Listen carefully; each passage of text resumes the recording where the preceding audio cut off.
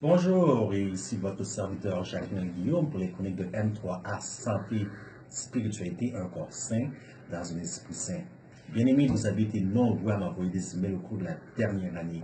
Donc, il me fait très plaisir de vous présenter notre première chronique de l'année par vidéo sur la chronique avant de dire oui et enregistrement matrimonial.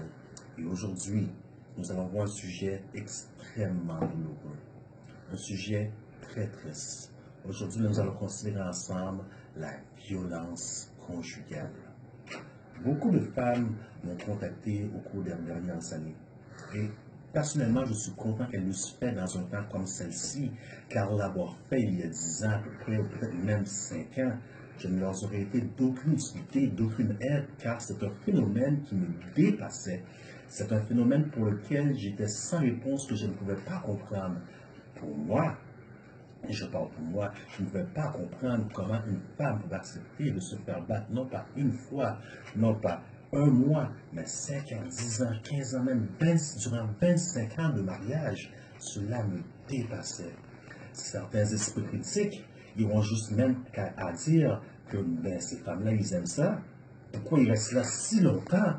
C'est parce qu'ils aiment ça, se faire battre. Mais j'aimerais vous dire que ce n'est pas ce que vous pensez.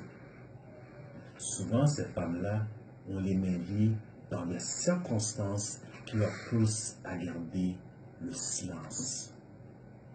Et aujourd'hui, vous devez sûrement savoir, mesdames, que dois-je faire? Comment reconnaître les signes d'une relation malsaine? Alors aujourd'hui, avec le peu de temps que nous avons, nous allons considérer ensemble 3 signes de violence conjugale. Car la violence conjugale ne vient pas nécessairement avec des coups ou des marques. Et c'est là que plusieurs font erreur. La première chose que vous devez savoir, mesdames, le premier signe que vous devez savoir, mesdames, c'est que l'homme avec qui vous êtes, qui est inconsciemment ou consciemment violent dans son comportement ou néfaste, cet homme-là sera porté comme premier signe, et retenez bien les signes, à vous isoler. Laissez-moi vous donner un exemple. Vous parlez à votre ami Chantal et vous faites des plans pour aller faire du lèche-vitrine vendredi. Et votre mari, entendant cela, votre mari, votre conjoint, petit ami, tel que comme que vous le voulez, entendant cela, immédiatement après la conversation, dit: «Oh chérie, j'ai entendu dire que tu partais avec Chantal faire du lèche-vitrine.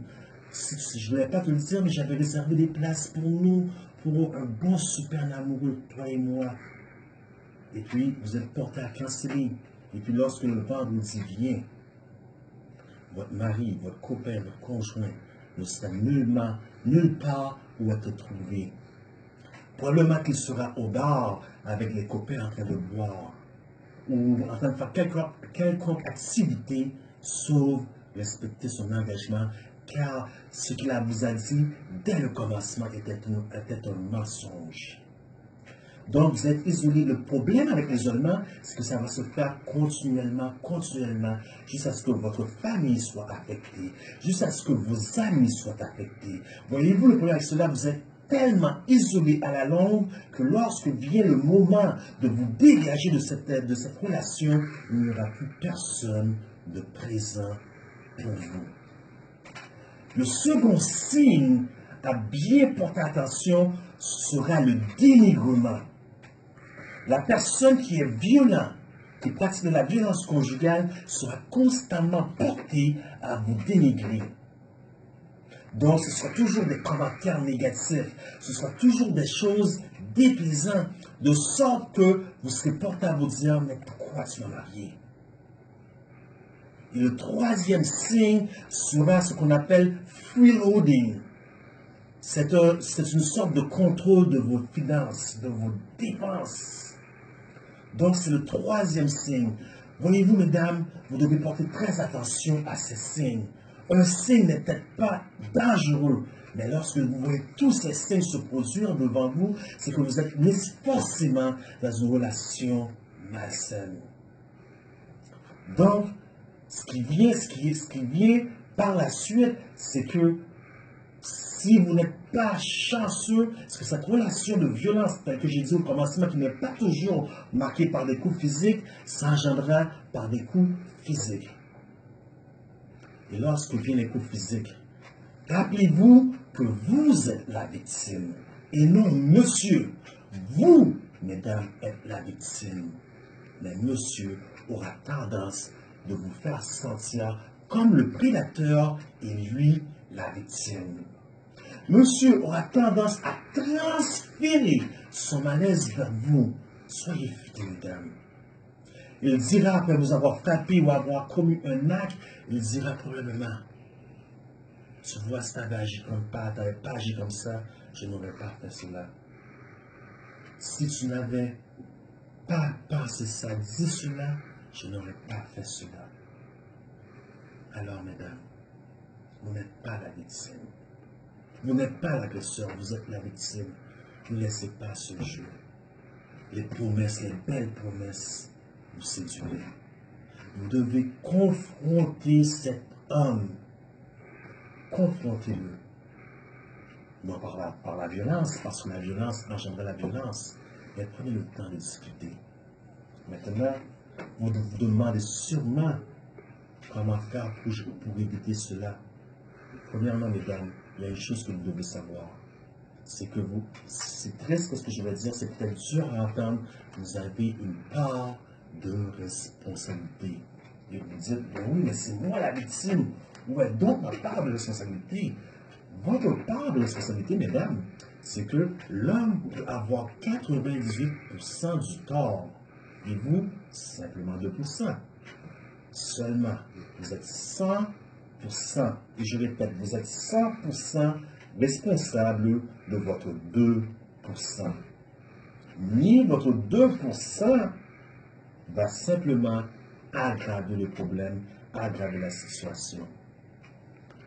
De l'autre côté, ou plutôt dirais-je, là où encore vous avez tort, mesdames, c'est qu'il y a des codes de compatibilité à respecter.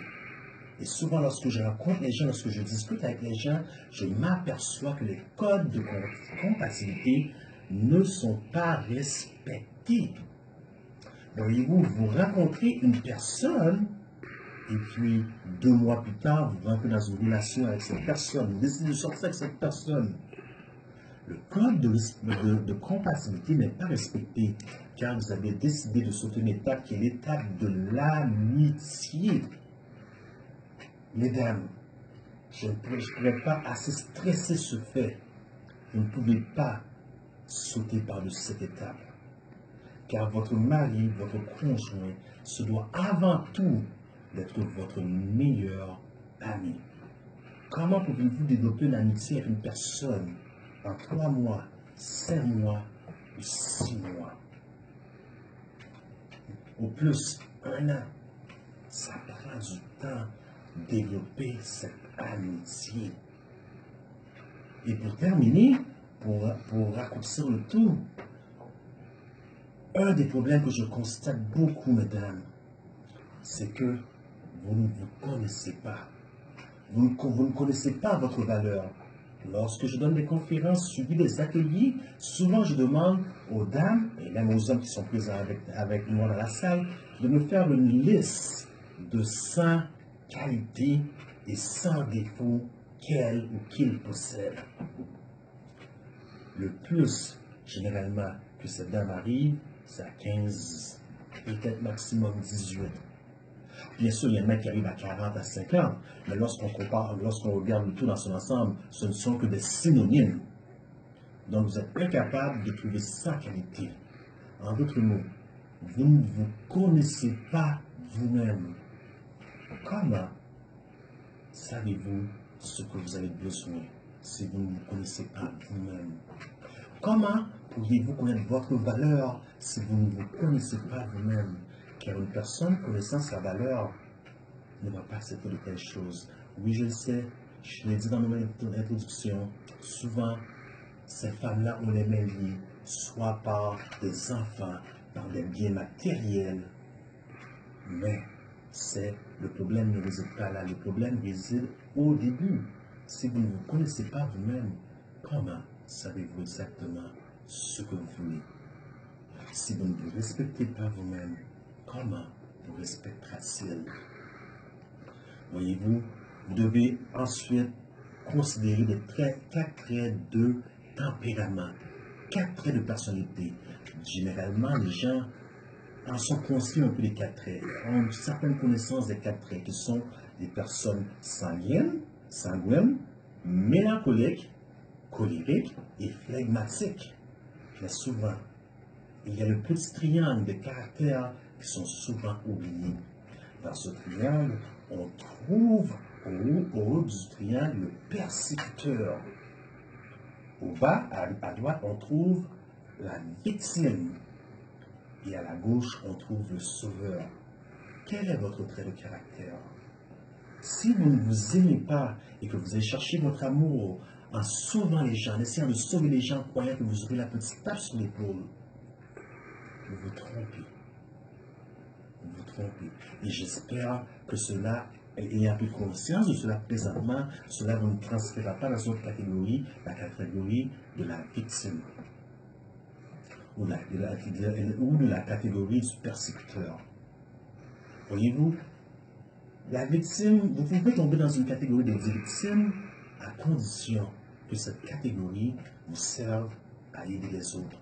En d'autres mots, il m'est arrivé ceci, je prends ceci et je me dis comment ma situation peut servir à aider une autre personne qui passe par là. Voyez-vous, les gens qui se trouvent dans la catégorie du sauveur, excusez-moi, je vais être direct et franc avec vous, ce sont des gens qui vont souvent, et excusez, j'ai fait une erreur, non pas juste sauveur, mais le sauveur de la victime, ce sont des gens qui vont souvent rechercher le même type d'homme. Donc il y a un pattern qui s'installe. Donc ils vont toujours rechercher soit un homme à problème. Ils ne s'en rendent pas compte, ils le font inconsciemment. Mais c'est toujours une relation toxique, c'est toujours le même type d'homme.